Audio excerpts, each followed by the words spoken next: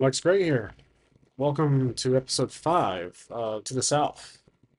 Let's begin. We are still in Haldreth,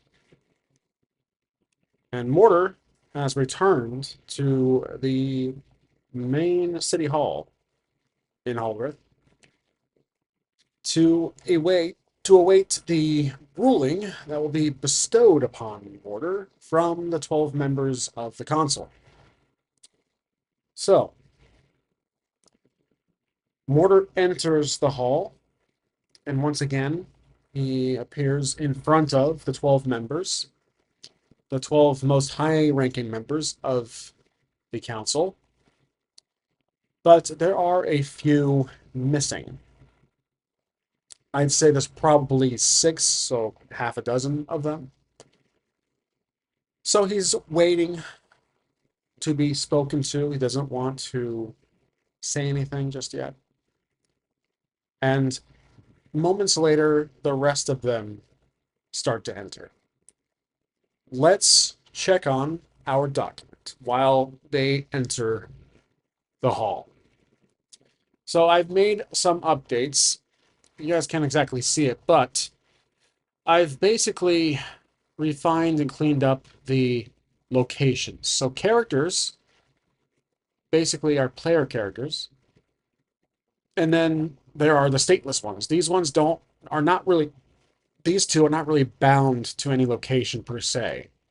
And we have our two main characters. Holf is it's obviously our other player character who's currently on standby.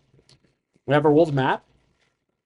But what I did in a subcategory of our world map, I have actually separated all the locations out into their own pages so that the characters can grow within their respective locations. This makes it easier to find who we're looking for and to focus on one area of interest. So all the characters are bound to their location here at the top. Corwood Arlock, Dormon, there's Lord Dungish and Advisor Jargon. By far, probably my two favorite characters so far. Haldreth, which we just started expanding on. Ashford, eventually. Temple of Dragon. Ravenshade, Esper Peak, there's the dragon, and then the Dark Realms, even though it is a dimension of its own. I actually called it a pocket dimension. I'm going to keep that one in mind. So the last 5 don't have any characters except for Esper Peak and Dark Realms. Those two are obviously placeholders for themselves. But these locations, Ravenshade, Temple of Dragon, which mostly has the Master, I have not brought his character in just yet. And then Ashford, who is all the characters are scattered about. So let's go back to the world map. And I still have the regions here. I moved the regions into the world map. While we still have Homebrew Fate, factions, and species. So that's basically what has been updated in my mastery document. So, back to the story. We need to find out what they're going to say, what the council is going to say to Mortar.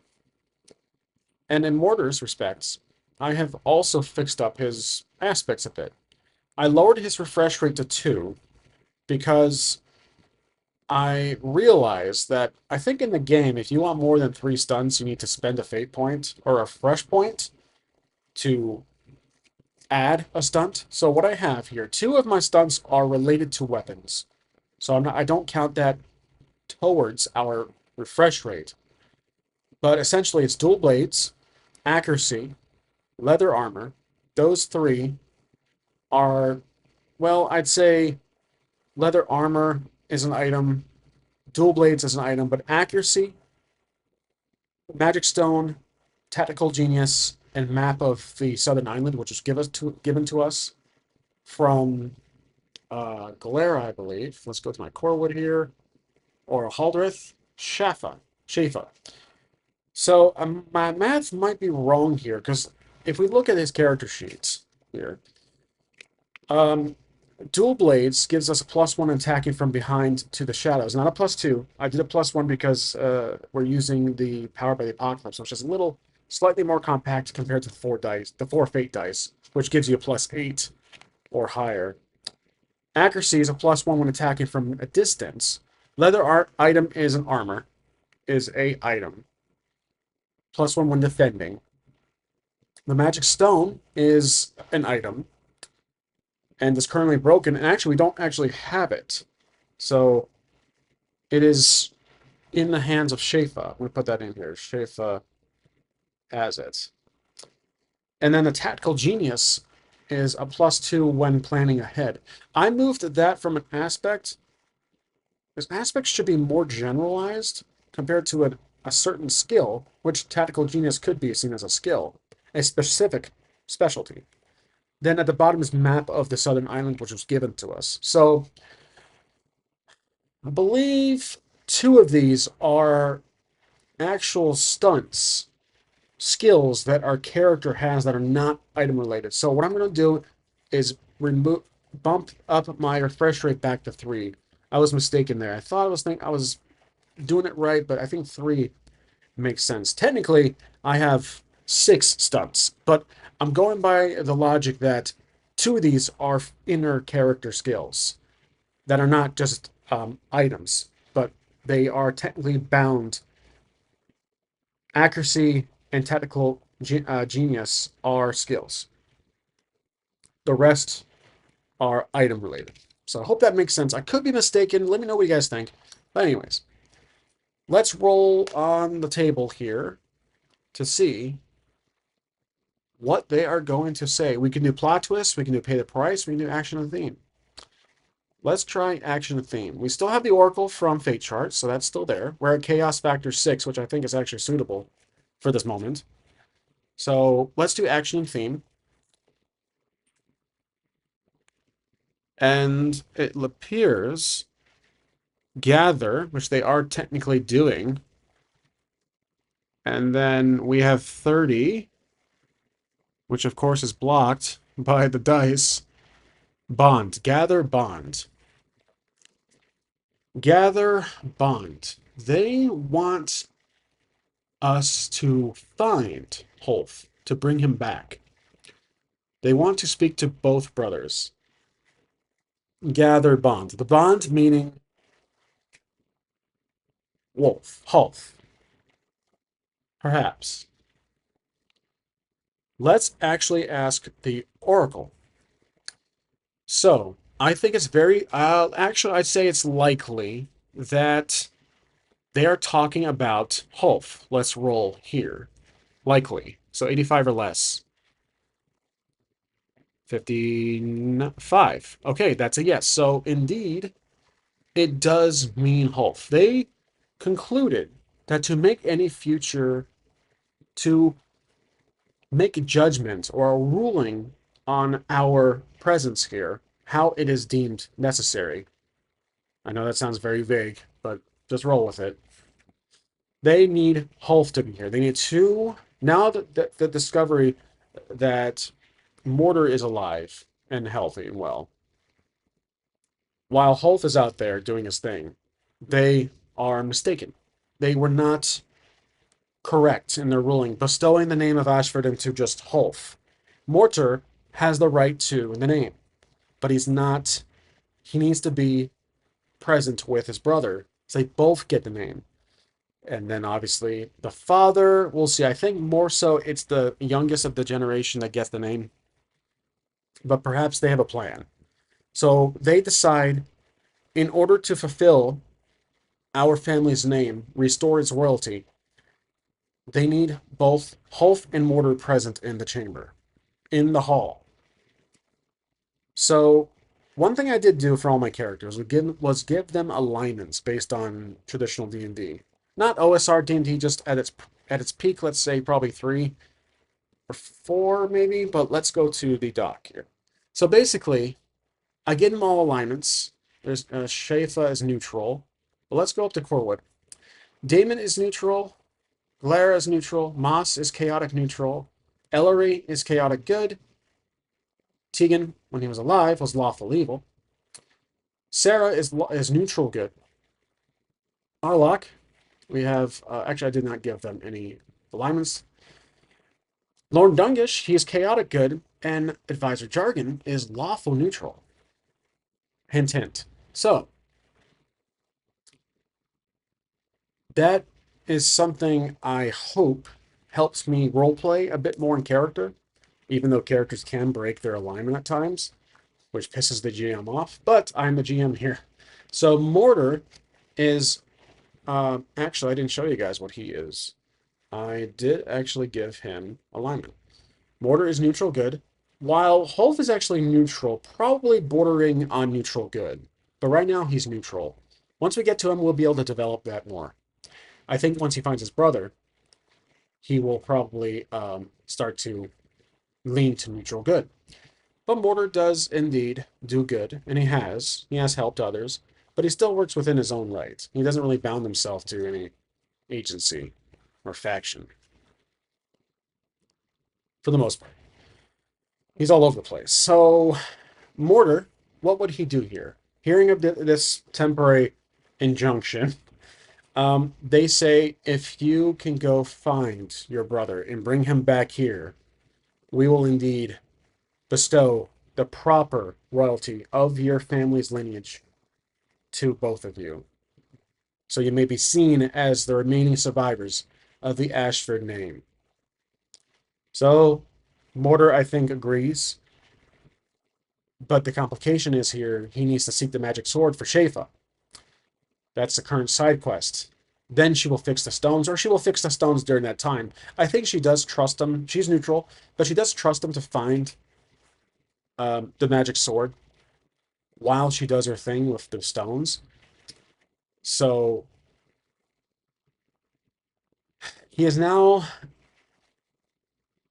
This gives Mortar another path to find his brother, more confirmation to find his brother, more reason to find him. And I probably forgot to mention that Shafa most likely knows where Hulf went, or I'm sorry, not Shafa, but the council knows where Hulf went, that he went back to Ashford. If I have my information correct, or if my timeline accurate, we're before the moment the Temple of Dragon was entered. And so Hulf went into Ashford with Jory. They went into the chamber. There was that mirror that Hulf stepped into, teleported into the Temple of Dragon. Jory went back to Haldorf to find out more information, saw the archives, his mortal enemy in disguise, went then pursued into the Temple of Dragon through the front door, practically. So where does this all fit in with Mortar? Let's consider the fact that Mortar has probably has spent the whole day traveling from Dorman to Haldorf, back and forth from the library to the council. He's tired. I'm going to say it's probably late afternoon. So he's nodding off, and he's agreeing with the council. He says he needs to seek refuge and sleep for next day's travels to the south, even further south. So the title of this arc should be called To the South South. I mean, to the south, further the south as we can go. So the council agrees, like, yes, if you are to find your brother, you must be at full strength for this adventure, because we feel there might be some trouble awaiting your arrival, awaiting your brother and yourself. So they're thinking of the arcane, essentially. So Mortar thanks them. He turns around and he goes outside. Let's say Mortar's been dismissed. The ruling is not final. It's in process. Typical bureaucratic BS. And so Mortar speaks to a guard. Let's actually create a character here. I think this is the guy that Mortar goes to most often. Perhaps he's a representative of the council. He's like a spokesman. He's a liaison for the council. That's probably a good mention there. So I'm going to pause the video and make a brand new character. Name, alignment, a brief description, their occupation, their age, and a couple of facts about them, aspects. Okay, I have created a character for who we are meeting with. Let's go check it out. This is Campton. He is in his 30s, lawful good. Let's close this down here. He's liaison for the Haldorf Council. Bureaucratic, smart, cunning. is a spokesman liaison for the council in their daily meetings, handles public perception, often meets with key high-profile figures who interact with the council. I feel that makes the most sense. He has spoken to Holf slash Jory. He has spoken to Mortar. So I'm assuming he speaks to practically everybody who walks through those doors to the hall.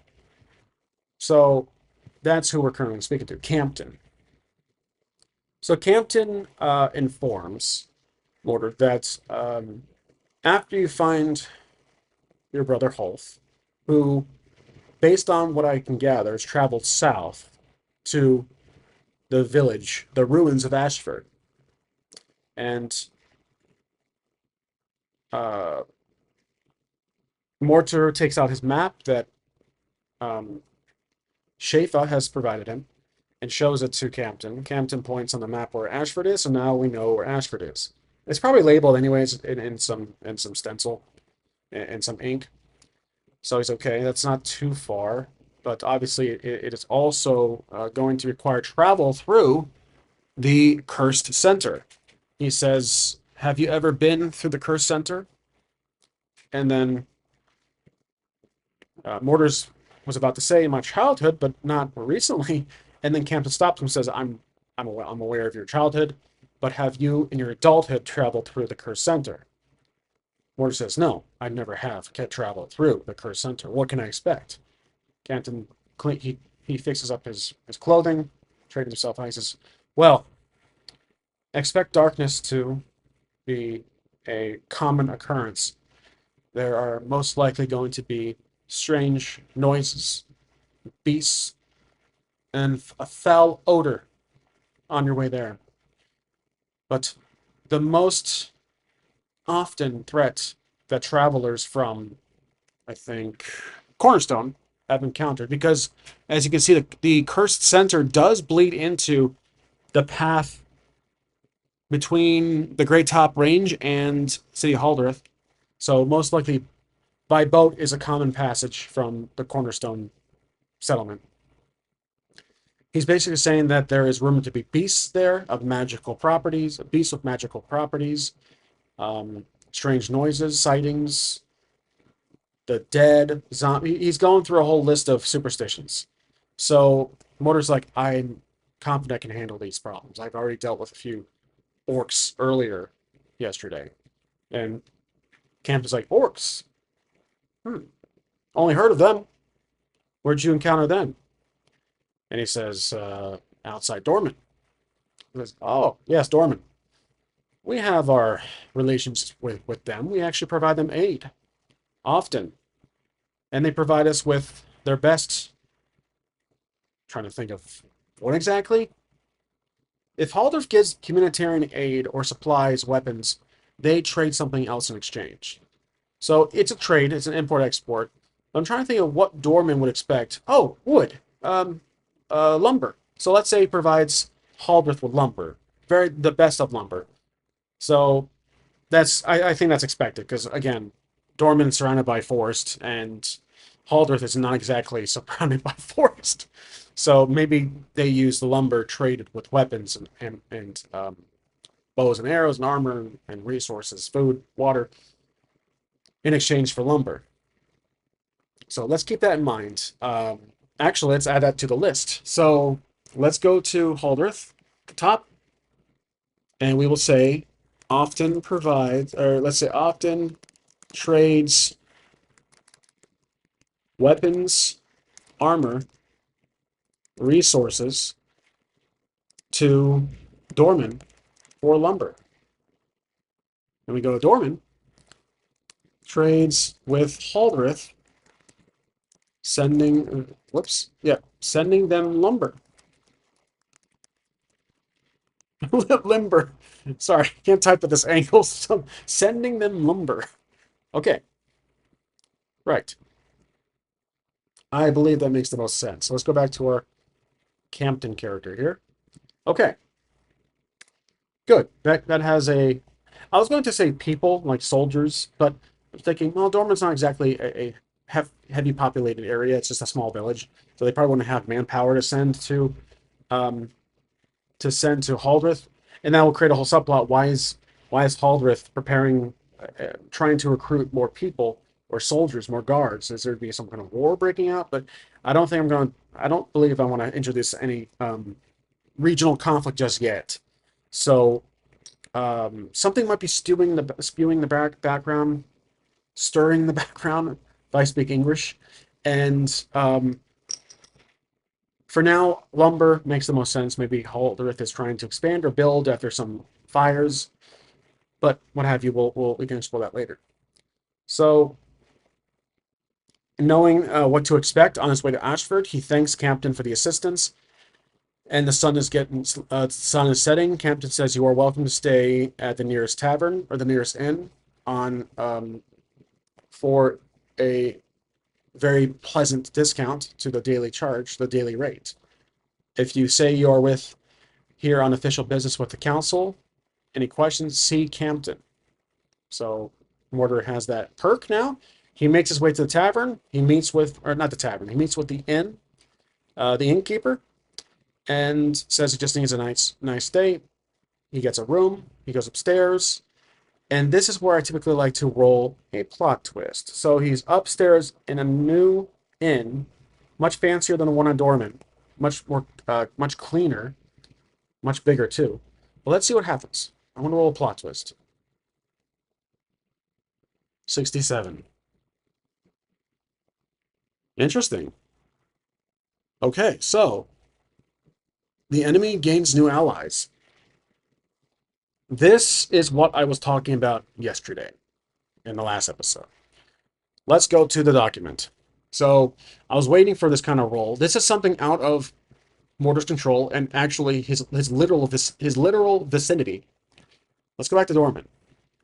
At the moment, while everybody's asleep or about to go to bed, Advisor Jargon is meeting secretly outside the village walls, deep in the forest, at a certain cabin with 2 representatives of the Arcane.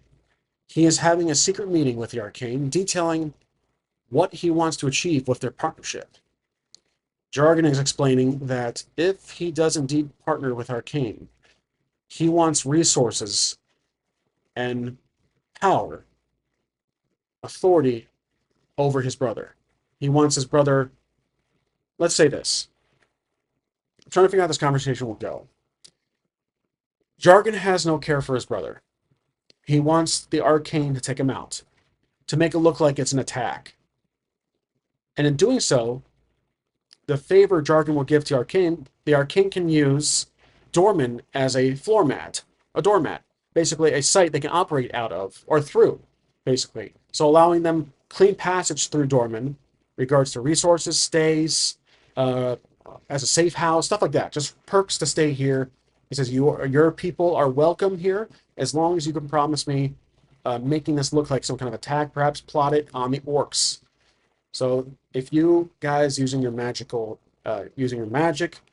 your ways,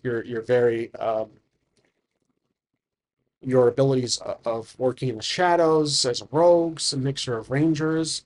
Basically, if you recall, the Arcane are kind of a mixture of rangers, rogues, and magic users to attack at a small scale, but attack Dorman without too much property damage, and then figure out a way to kill off Dungish, Lord Dungish. And then that way Jargon can rile up, can mourn the death of his brother, and then naturally take the step into the lordship role. So the Arcane, they agree. They love this idea. Again, these 2 representatives. I don't think Jory is here yet because Jory is with. Jory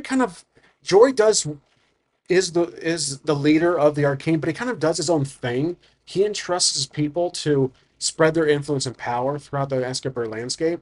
So I believe he can trust these 2 reps of the Arcane as they plan out this new partnership, this new coup. So that is what basically I see from that roll earlier in regards to plot twist. 67, an enemy gains new allies. The Arcane gains the allies of Advisor Jargon. So let's write that in here. And it has to do with this subsection 4. Basically, Jargon met with Arcane to plot the death, or I should say, the murder of his brother, masking it as a orc attack. And in doing so, guarantees the protection and usage of Dorman for the Arcane's operatives. So, that is something I was hoping to do. And again, inspiration came from a few of my commenters some time ago. That jargon is shady as F. So that's why I put him as lawful neutral. He's lawful neutral, but he's following his own law. I might change that actually. So let's go back to his character sheet and say he is just neutral for now. He is slowly tilting to the other side. Okay, back to Mortar. So that event happened far beyond Mortar's control, his window of opportunity, of knowledge, and now we are back to Mortar. So next morning arrives. He wakes up. He goes downstairs. He prepares his things. He goes downstairs. He thanks the innkeeper for the room. He leaves. He has all the stuff. He is rested. He is ready. He had some breakfast, some traveling, and he has some goods. Now, is there anything Mortar needs to do here before departing, before heading south to Ashford? Well, if the cursed lands, the cursed center, is indeed dangerous with dark magic, then he needs to prepare. So, he doesn't necessarily want to go back to the archives. He doesn't want to show up again with the magic sword. So, he's going to seek a potion shop, a sage of sorts. So, he asks around, and let's actually roll for this would be clever, just to look around, asking around if anybody is knowledgeable about the Cursed Center. So let's go to our dice tray, which will be here. And we're basically using the Find Holf. I'm invoking Find Holf as a method of persuasion and a push to give Mortar more effort in doing so. He's very determined. So +1, his clever is +1. I guess there's a +2. So we're rolling with Powered by the Apocalypse mechanics here. So let's roll for it. +2 on this roll. Is he able to find someone? +2, 6. Okay, so that's 7, 8. That's a weak hit. So weak hit. He is able to find someone, but let's figure out what the complication is. Let's do pay the price. And there's the roll. So he does find someone, but you're separate from something or someone. Okay. Well, we need to give something in exchange. So this individual we're talking to, this shopkeep who sells potions, probably some artifacts, some very interesting trinkets, is somewhat of an expert of the lands around them. And they are a local shopkeep. This is not a traveling vendor. So they tell us that, oh yes, information like that does not come cheap. And I believe we don't have enough gold pieces to pay for that kind of information. So perhaps he proposes 100 gold pieces for that. We don't have that. So what else do we have? We have the magic stone, which is not in our possession at the moment. We have the map of the southern island, which could be of value, but Shafa entrusted us with that. We don't want to do another side quest. Like, we don't want to clean this vendor's, polish his shoes or paint the outside of his shop. We don't have time for this. So, the map. Okay, let's ask the Oracle here. So this is a genuine Oracle question. Would the map be something worth of value if we give it in exchange for information? We will be directionless without the map.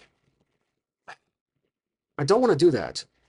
I don't want Mortar to lose the map because he was given the map to figure out the best path to take. But if he can study the map and it's just get a little mental copy of it, just look at it thoroughly, maybe you can remember. So I might make that an aspect. Hmm. That's a tough decision. I don't really. Let's first ask the Oracle. 50-50. I actually don't know if the map is because it's from the archives. He could say that this map was given by the archives, a very secretive group, and within the walls of Halderith. So let's do somewhat likely, I believe, or to be better yet, let's lower the rank back to 50. Will the map be enough? Let's say 50-50. Oh, that's a negative. So 85 is a strong 85.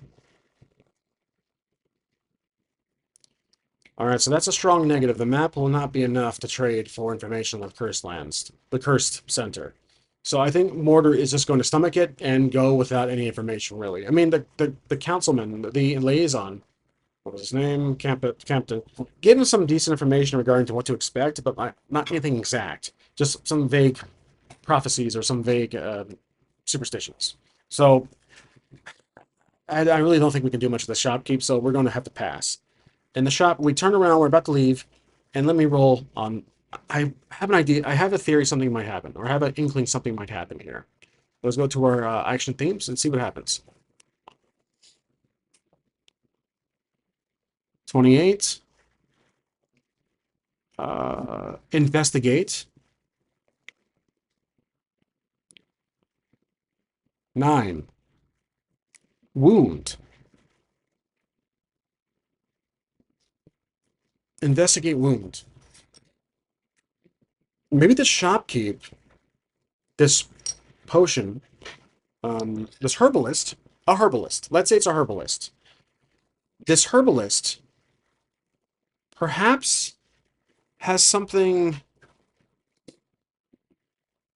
related to Ashford, has something intertwined with the whole adventure we're about to undertake. Okay, herbalist. So plants and flowers and stuff. So I think the herbalist is working on an experiment in the back. And he's looking for ingredients from the cursed center, and he's not brave enough to go himself. Perhaps he's an older shopkeep. He's an older individual. So let's make another character that is based on this, so we can track this little side quest. Basically, it's like in video games, you have a side quest to go pick some flowers and bring it back. But the thing is, if we accept this quest that kind of does align with what we're doing, how does he trust us to come back with these herbs that we picked, these plants that he needs these ingredients for? Like that, investigate a wound. I think the wound is that he's missing something.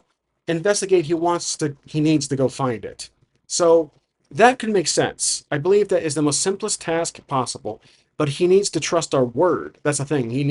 We're just a random nobody. We're a random stranger, a visitor. And it's like, does he really have, will he, if we do this for him, if we promise to do this for him, if we accept the quest, does it allow him to give us information on the cursed center before we even come back? It's like we're about to leave, and he's like, "Wait a minute! If you can pick me 5 dead flowers from the Ashford Center garden that was once in the middle of the village, and come back, I will give you information about what to expect, as I've once crossed through there." It's like it doesn't make most sense. I like the idea as a quest, but it we need to come back, and that would delay us even more. We already have 2 quests in the prior. One is a relevant main quest that does have to do with Hulf. The magic sword is kind of in line with the whole idea. It's like the ironic. It's the ironic end to where Hulf does end up. So it does kind of match up on purpose. Obviously, I kind of wrote that in. But this little quest doesn't really make sense to me. I was hoping to have this herbalist or this individual give us information that Campton vaguely gave us, like specifics, but I don't think it's really worth our time. So let's say it never happens. He doesn't. Again, I like the idea of the quest itself. Go pick us 5 flowers and come back and we'll give you information. But we need the information now, and we can't just be like, okay, I'll be right back in 5 minutes. It can't happen. So we leave, or this scene never happens even. So let's just say it never really occurs. I'm going to close off uh, this little scene because it didn't make much sense to me. So basically, we are on our way out of the city and we leave. Now we're going to do some crawling, some hex crawling. So we are on our way, and let's say we end up right over where the city word is. We are about a quarter of the way there. Ashford's right there. So we end up in this area here, and we need to roll to see if anything happens. Well, this will be a roll for the Oracle. The chaos factor definitely it goes up, so we're back to 6. And let's say somewhat likely we interact with something happens. Okay, that's an 18. So somewhat likely that is not a strong yes, it's on the cusp of it. So it is a standard yes. Let's see what it may be. Maybe a plot twist, which I am always willing to try. What happens here? 68. Enemy gains new allies. Okay, well, it could be that. Let's keep that one in mind. I'm going to do action and theme. Enemy gains new allies. We already rolled that earlier, so I might skip it. 88. Search. Okay. 2. Ability. Search ability. Okay. So, we need to test our navigation skills for Mortar. He has the map, and it almost seems like he's lost. He's walking through a path, but there's so many dead trees in darkness or fog, it is inhibiting his ability to continue his path. So this will require a careful roll, +2, and the map is a stunt, so that's a +1. So we're doing +3 total to see if he can find his way. If not, then he gets lost or distracted by something. So let's go to our dice tray and roll with a +3 total on this roll. Oh, okay, so 5, 6, 7, 8. So 5, 6, 7, 8. It's a weak hit. He does find his way, let's say, to halfway to the ruins of Ashford, but there needs to be a minor complication or a standard complication. I'm going to say plot twist once more. Let's go off this roll that just happens off the bat. And that's going to be an assumption is revealed to be false.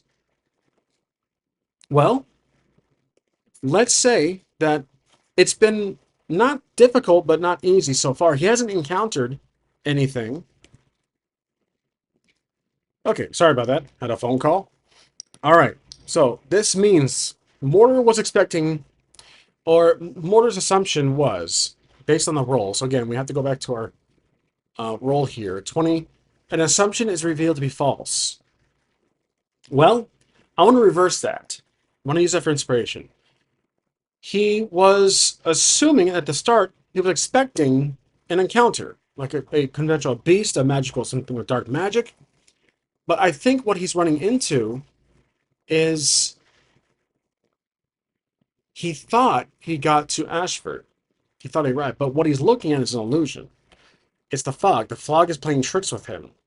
So it's not an encounter per se, but it is an illusion. So it slows him down. Let's move the marker back a bit. That's the weak hit. So he thought he got there already, but it was just the fog playing tricks on him.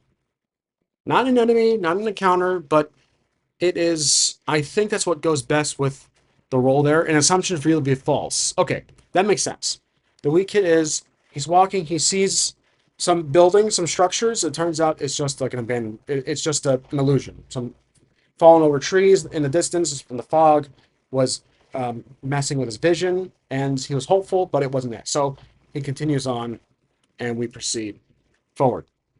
Now let's continue here. Let's see, we got this far, And let's roll on the Oracle. But chaos factor, I will keep at 7. Things are fairly tame at the moment. But does he encounter anything? I'm going to say somewhat likely. 31. That is obviously a yes. What does he encounter? Let's see. 88. Release. Whoa. 5. Release battle. Oh. While he's walking, as he's well, he should be on a horseback, but I completely forgot about that. But anyways, I'm not. That's not too important right now. He is traveling, and he encounters something, and that's going to be, like I said, we have encountered release battle. Now let me roll up the pay the price. I'm curious if I can mesh those together. Release battle with 10, 70 actually. It is stressful. Okay, something is getting in his way. And let's say that he has run into two individuals, two individual travelers fighting over something. So, but it's from a distance. Remember, the cursed center, not typically common for travelers. People are not dumb enough to travel through here free willy-nilly. This could be an illusion. So, he sees in a distance, appears to be two shadowy figures or groups of several individuals fighting over something, or like in a fight, in a battle, release battles. The release is that once he gets closer to it, it actually could be a shadowy entity of sorts. So we could see our first supernatural character in Mortar's travels. This could be it. This could be our first supernatural entity. So, because if I'm going the dark fantasy route, there has to be darkness. So we're going to roll. We're going to roll clever to see if Mortar can distinguish this from reality. If it looks like indeed it is actual individuals fighting each other, actual two groups of people fighting each other. I have no idea for what it could be actually, but let's say from a distance it looks like he hears a scuffle going on. So he's actually going to approach it carefully. He's curious. Careful will be +2. And he's a technical genius, so I'm going to have a +1 on this roll to see if he can get up close to see what's going on. So this would be a +3 total. That's a 5. So 6, 7, 8. Okay. Okay, so 6, 7, 8. It is a weak hit. He's able to see that there are two creatures, wildlife creatures. They look deformed. They look almost like zombies of perhaps two large beastly animals fighting over a carcass. As Mortar approaches, he steps on something. So the technical genius did kind of help, but he steps on a twig, classic, and they turn and look at him. They turn around, you see the glowing green eyes. It looks almost like from a distance or through the fog. It looks really scary from his point of view, and they see him, and they charge at him. So maybe they're like hyenas. They are zombie hyenas. Let's just have fun with that. So I'm going to get my board out here, and I'm going to say zombie hyena 1, and then zombie hyena 2. They have, let's say, 2 stress boxes. Okay, so he was close, but unfortunately it did not work out for him. So now, but because he was prepared, because he was at a distance, I'll allow him to go first, and he has a bow and arrow. So he's going to take one of his bow and arrows and fire it at the first approaching zombie creature, hyena, that is number 1. And so what we're doing is using quick, because they are very fast. So but accuracy is a stunt, so that's a +1 there. So we'll do a 3 total on this roll. to fire the arrow at the first approaching zombie hyena. That is, oh wow, that's a great roll. That's a 10 and plus 3, that's 13. So straight up, we get the first hyena a stress box. Now, because he did a strong hit, I'll let him fire again at the second one. So let's go to stress box. That's going to be quick plus 2 and accuracy plus 1, so that's plus 3 on the roll. Let's roll again. All right, so 5, 6, 7, 8. That's a partial, which means we get 1 stress box, but now it's their turn. So both zombie hyenas will jump on and attack at the same time. And I think what we'll use here is probably quick to avoid getting attacked. Quick is plus 2 for our character, so we're dodging for mortar with plus 2.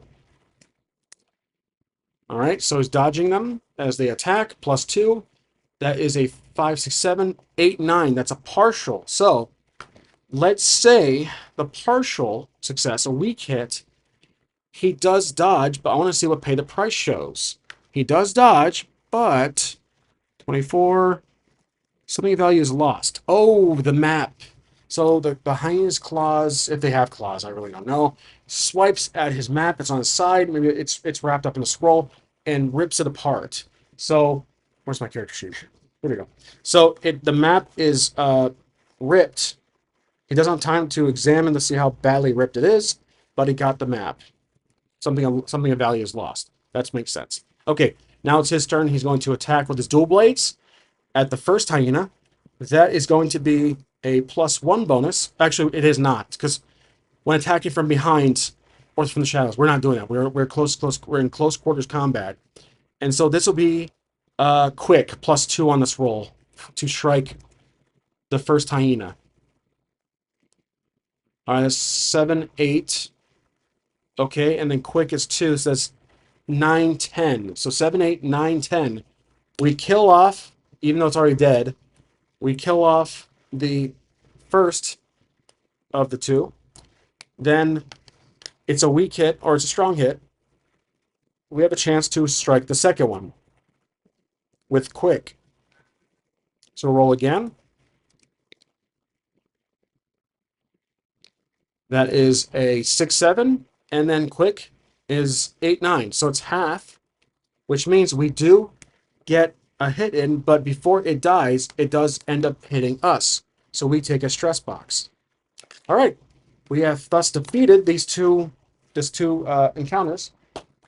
These 2 creatures, these zombie creatures of darkness.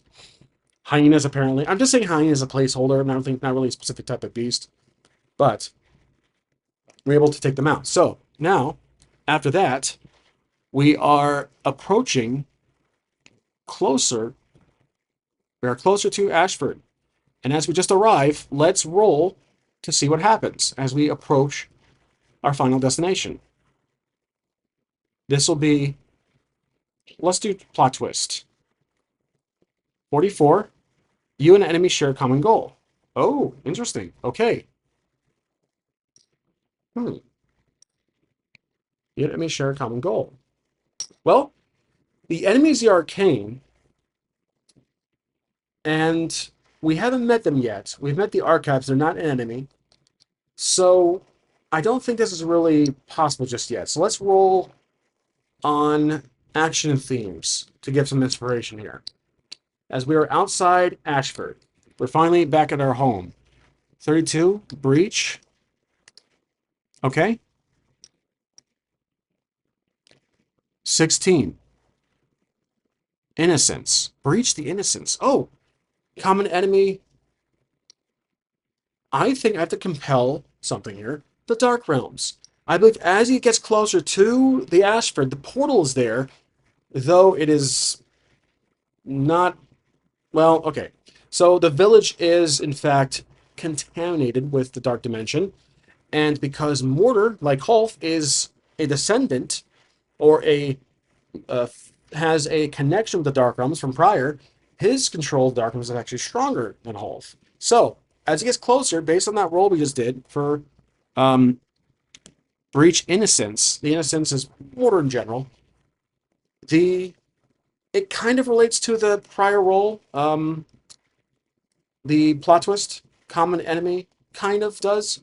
But basically, we're going to compel the Dark Realms, and I will allow it. He will allow it to be compelled by the Dark Realms. So, his mind goes blank, and he is in control of the Dark Realms. Like the Dark Realms entity, ultimately is the enemy, but he is somewhat in control, being controlled, enticed by the Dark Realms. So, he enters the village, and he is actually seeing it in its full color, its full livelihood from the past. He's seeing it's alive. He sees families walking around, though they're black and white, like it's grayscale into his eyes, but he sees it. I say full color, meaning it's like it's alive. It's not dead, ruins, abandoned, destroyed. He sees it like it was once was, but it's a grayscale visually to him. So he's looking around. He sees people happy, families playing patty cake or something, playing dice, whatever. They do. It's a little village, probably a dozen huts, and a dozen homes. There's a statue in the middle of something. He walks to the statue, looks up, and he sees this. He sees the entity. So the entity, the statue itself, is looking directly at him and starts to open his mouth a bit, like it's about to talk. But the compel we did from earlier allows Mordor to converse with it. So the statue looks just like that in all of its glory, with that strange um, excess of its own skin kind of floating up. I can't really tell what that is, but there's that golden glow behind it. And the entity speaks for the first time to Mordor. It says, "You are here, Mortar of Ashford." And Mordor is just completely speechless at what he's looking at. And he says, "I'm home." He is technically home. The entity steps off of this podium with this riser and becomes whole. And then he takes the form. He turns from this to, let's say, his brother, Hulf. So, as he steps off the riser, the pedestal, he takes the form of his brother, modern day Hulf. And then Mordor looks confused. He he takes a step closer and says, "Hulf, is that you?" And starts to tear up. And Hulf opens his arms up and says, "Brother, you are home." And then, as he's about to hug his, not his brother, but the hug, somebody grabs Mordor from behind, or let's say, snaps him out of it. So he was almost about to be enticed or um, taken, controlled by the entity. This is the first appearance of the entity. Like, this is it. This is the first moment we meet the entity in full force, like in full picture, full view. Earlier we had some voices and some visions from Mordor's original exposure to the Dark Realms when he was in there saving Demon, but this is like the full-on portrait, full view of the entity.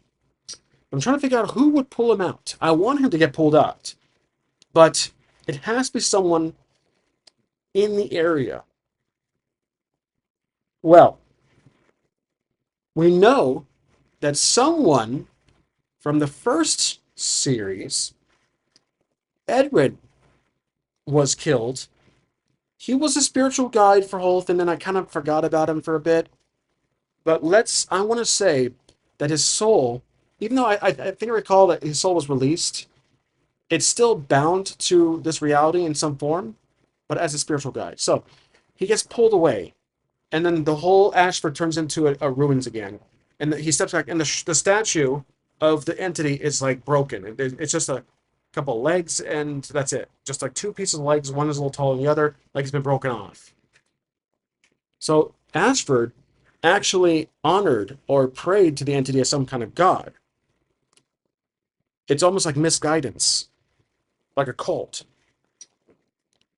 like tricked into believing into like it's actually a good god. Like it's good to believe in this thing. But I made a note about the character, about the entity, that it is capable. I think I wrote here somewhere. There we go. So the dimension feeds off the fears and regret of the Escabur people. When entered by visitors exposed to the dark realm portals for some time, they comprehend a mirrored vision of their deepest fears, often disordered to forms. So the entity plays off the emotions of its followers. So it is a cult. That's what it entices people. It feeds off their fears, like, oh no, the world is against us. We better segregate, better surround ourselves on dark realms as portal. It's the only truth to ignore everything else. That's how I'm kind of seeing this work, like a cult. So everyone else is wrong. This one thing is right. And so he gets pulled off. And remember, Mortar does have some control of the dark realms, the dark dimension, the dark dimensional forces. I'm kind of calling it vaguely magic, dark magic. As he gets pulled off, and he gets pulled off quickly, he falls back, and then he comes to, he looks around, and again, the village is back to its normal state. It's destroyed. It's abandoned. It's a ruins. He's around, he sees the statue, like I mentioned earlier, and he looks up, and he sees Edwin as a shadowy figure. He doesn't see Edwin in his whole, Edwin is transparent. He is more in a form of a shadow. You can kind of make out what he looks like in his face. He has a cape on. Let's go to Edwin. Let's see what he looks like. This is Edwin. This is what he looks like. But again, Mortar sees him in a shadow, as a shadow.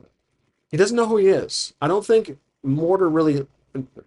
He knew of his uncle. He was his uncle for and around his childhood, but he doesn't remember much about him. His uncle wasn't always there, as much as his father was. So Edwin offers his hand to Mortar. He doesn't speak. Mortar doesn't know what to do.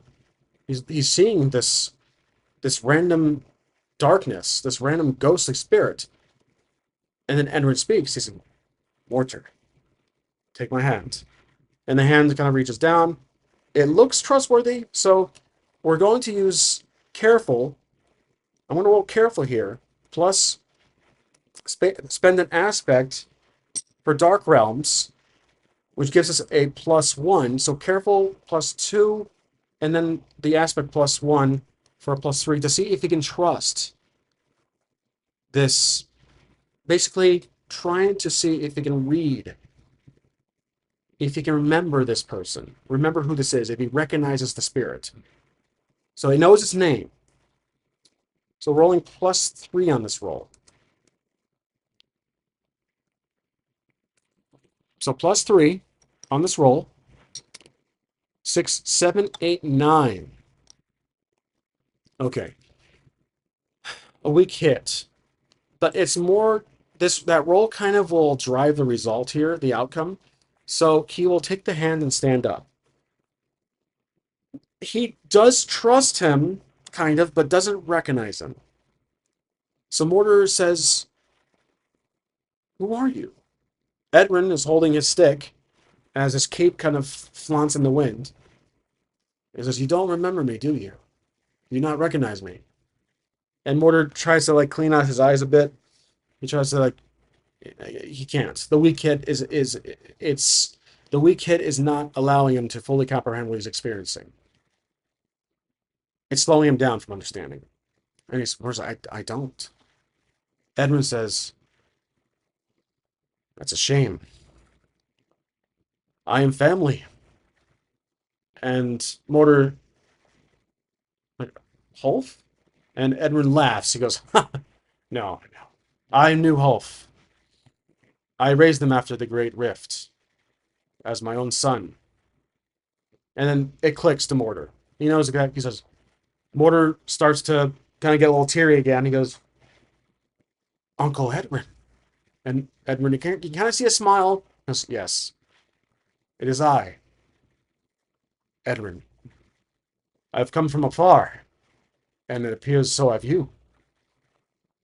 He says, what brings you back home, my nephew?